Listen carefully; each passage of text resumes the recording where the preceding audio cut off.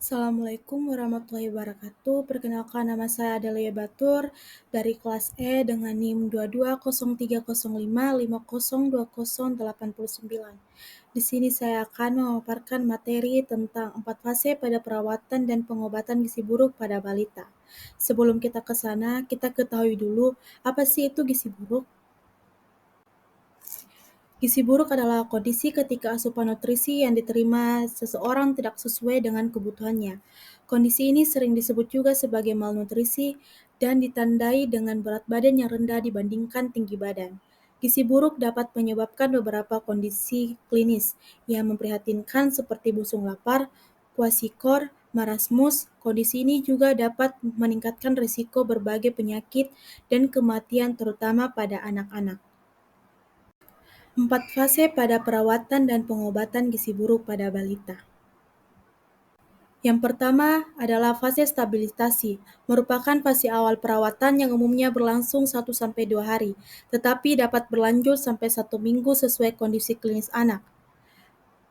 Adapun pemantauan pada fase stabilisasi dilakukan dengan mencatat tanda-tanda vital, seperti denyut nadi, frekuensi pernapasan, suhu badan, tanda bahaya, derajat edema, asupan formula, frekuensi defekasi, konsistensi feses, volume urin, dan berat badan. Tujuan dari fase ini juga menstabilkan kondisi anak, mencegah komplikasi, dan memenuhi kebutuhan cairan dan energi yang hilang. Yang kedua adalah fase transisi, adalah masa peralihan dari fase stabilisasi ke fase rehabilitasi dengan tujuan memberi kesempatan tubuh untuk beradaptasi terhadap pemberian energi dan protein yang semakin meningkat. Pemantauan selama fase ini mirip dengan fase stabilisasi, termasuk mencatat perkembangan vital anak, frekuensi makan, dan tanda klinis lainnya. Masa transisi ini penting untuk memastikan tubuh anak dapat beradaptasi dengan baik sebelum mendapatkan asupan makanan yang lebih tinggi pada fase rehabilitasi. Yang ketiga adalah fase rehabilitasi. Fase ini adalah fase pemberian makanan untuk tumbuh kembang pemberian energi sebesar 150 sampai 220 kilokalori per kilogram berat badan hari dalam bentuk F100 atau RUTV bertahap ditambah makanan yang sesuai berat badan. Umumnya berlangsung selama 2-4 minggu. Yang terakhir adalah fase tindak lanjut. Fase ini merupakan lanjutan pemberian makanan tumbuh kembang dengan memberikan makanan keluarga dan pemberian makanan tambahan pemulihan atau PMTP. Pada fase ini, anak tidak lagi hanya mengandalkan formula atau root, tetapi juga mulai diperkenalkan pada makanan keluarga lebih bervariasi dan bernutrisi. Fase ini tindak lanjut penting untuk mempertahankan kondisi kesehatan anak setelah fase perawatan sebelumnya, serta mencegah terjadinya gizi buruk kembali. 10 langkah tata laksana gizi buruk pada balita di layanan rawat jalan. Tindakan pengobatan dan perawatan anak gizi buruk dikenal dengan 10 langkah tata laksana anak gizi buruk. Namun, penerapannya sesuai dengan fase dan langkah-langkah di bawah ini, tetapi beberapa langkah dapat dilakukan dalam waktu yang bersamaan tergantung kondisi klinis yang ditemukan. Langkah pertama adalah mencegah dan mengatasi hipoglikemia.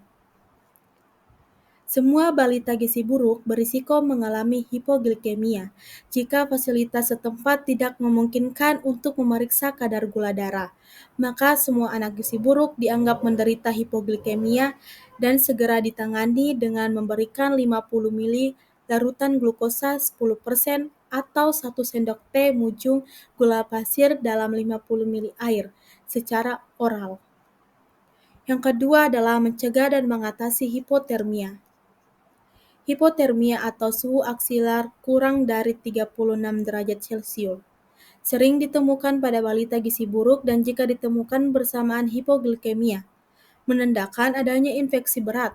Cadangan energi anak gizi buruk sangat terbatas sehingga tidak mampu memproduksi panas untuk mempertahankan suhu tubuh.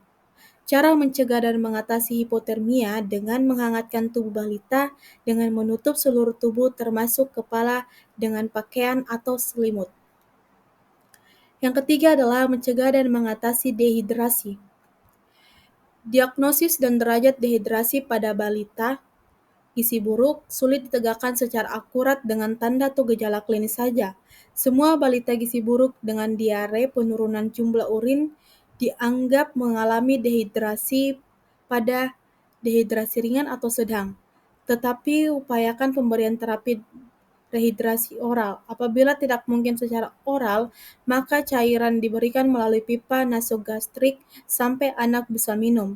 Gunakan larutan oralit standar yang telah dimodifikasi dengan mengurangi natrium dan menambahkan kalium yang lebih dikenal dengan Rehydration Solution for Malnutrition atau Resomal.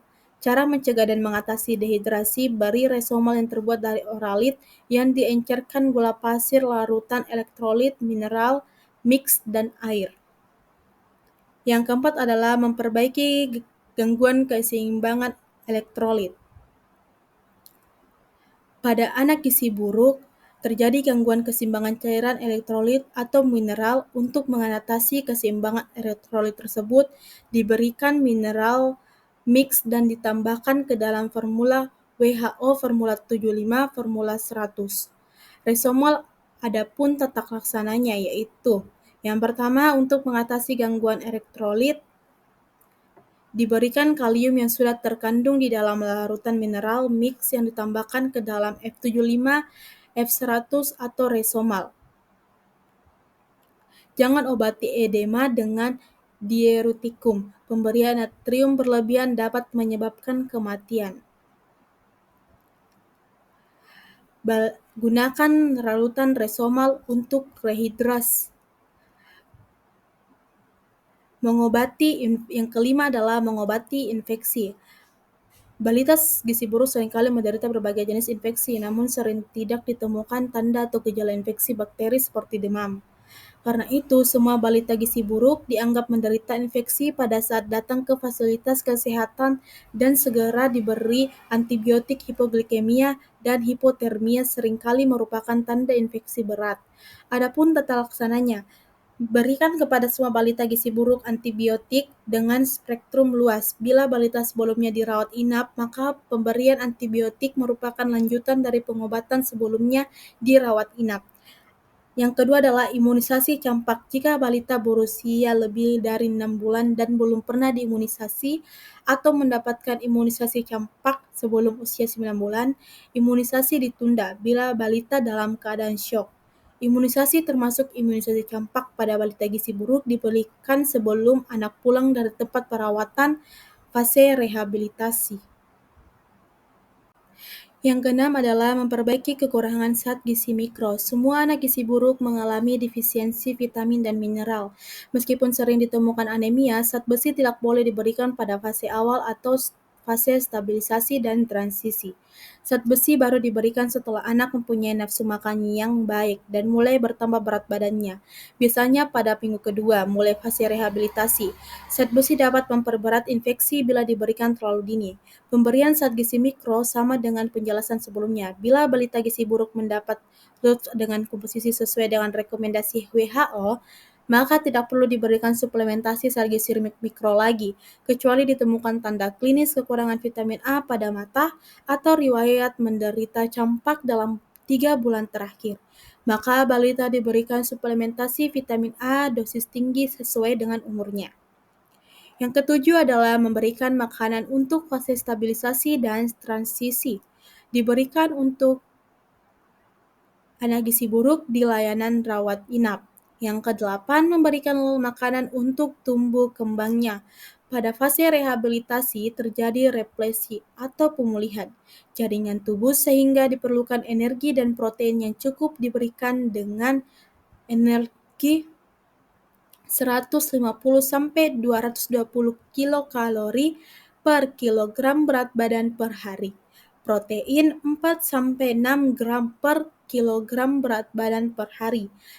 Terapi gizi yang diberikan dapat berupa F100 atau RUTF dengan secara bertahap ditambah dengan makanan padat gizi. Yang kesembilan adalah memberikan stimulasi untuk tumbuh kembangnya. Pada anak gizi buruk terjadi keterlambatan perkembangan mental dan perilaku. Keterlibatan keluarga, terutama ibu, sangat diperlukan untuk memberikan stimulasi tumbuh kembang anak. Oleh karena itu, perlu diberikan petunjuk kepada orang tua dan keluarga untuk memberikan stimulasi perkembangan anak dengan penuh kasih sayang, sambil bermain dan bernyanyi dan menciptakan suasana yang menyenangkan.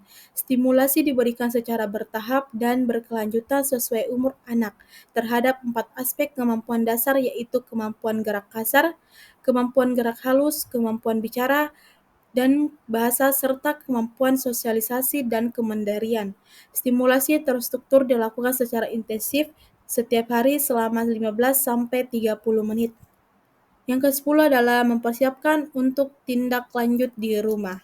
Persiapan untuk tindak lanjut di rumah dapat dilakukan sejak anak dirawat inap, misalnya melibatkan ibu dalam kegiatan merawat anaknya. Kriteria sembuh dari gizi buruk apabila berat badan per tinggi badan atau berat badan per panjang badan lebih dari -2 standar deviasi dan lingkar lengan atas lebih dari 12,5 cm dan tidak ada piting edema bilateral. Bila balita keluar dari layanan rawat inap setelah sembuh, maka anjurkan untuk kontrol teratur setelah pulang. 1 kali seminggu pada bulan pertama, 1 kali per 2 minggu pada bulan kedua, selanjutnya 1 kali per bulan sampai 6 bulan atau lebih. Selain itu, dianjurkan juga untuk melengkapi imunisasi dasar ataupun ulangan sesuai program PPI, Program Pengembangan Imunisasi. Sekian dan terima kasih atas pemaparan materinya.